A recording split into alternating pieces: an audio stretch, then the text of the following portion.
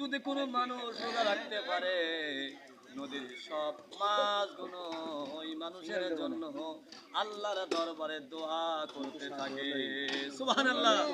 আপনি রোজা থাকবেন, রোজা থাকার কারণে নদীর মাছ পর্যন্ত সুবে সাদেক থেকে শুরু করে ইফতার পর্যন্ত ওই মাছগুলো আপনার জন্য আল্লাহর কাছে দোয়া করতে থাকে।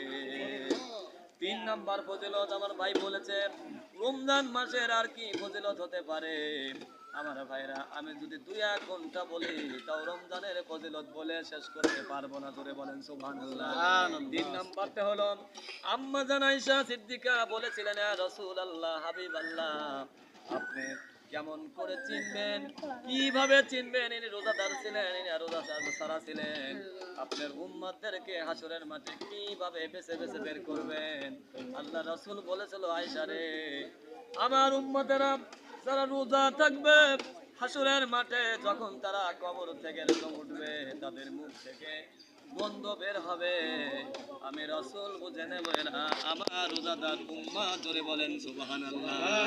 হাদিস শরীফ এটা প্রমাণ করে, হাদিস শরীফ এটা প্রমাণ করে। আম্মা জান আয়েশা বলেছিলেন, ইয়া রাসূলুল্লাহ, আপনি কিভাবে বেছে নেবেন? আমি আয়েশা যে রোজা ছিলাম, আপনি কেমন করে রোজাদার উম্মতে বেছে বেছে জান্নাতে নিয়ে যাবেন?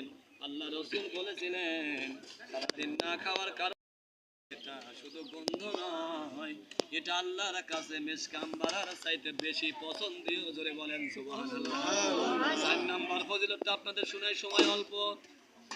রমজান মাসের 4 নাম্বার ফজিলতটা আপনাদের শোনাই আমার ভাইরা, বন্ধুরে। আল্লাহ আপনার জন্য আমার জন্য 8টা জান্নাত সৃষ্টি করেছে। জোরে বলেন সুবহানাল্লাহ। কিন্তু আমার ভাইরা, 8টা জান্নাতের দরজা রমজান মাসে আল্লাহ খুলে রাখে, জাহান্নামের দরজাগুলো বন্ধ করে রাখে। জোরে বলেন সুবহানাল্লাহ। আমার ভাইরা, আমার বন্ধুরে, যেটা আপনাদের বলবো, জান্নাতের দরজাগুলো হাদিস শরীফ প্রমাণ করে, রমজান মাস আসলে জান্নাতকে সাজানো হয়। আর রিদওয়ান ফেরেশতারা জিজ্ঞাসা করে, আল্লাহ, জান্নাত কেন এত পরিষ্কার পরিচ্ছন্ন করা হয়? জান্নাত কেন সুবাসিত করা হয়? জান্নাতকে কেন এত সাজানো হয়?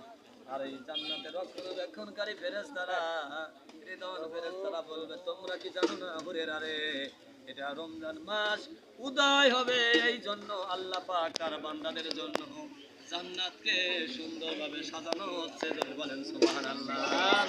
ওই জান্নাতের একটা দরজা থাকবে, সেই দরজার নাম লেখা থাকবে রাইয়ান দরজা। ধরে বলেন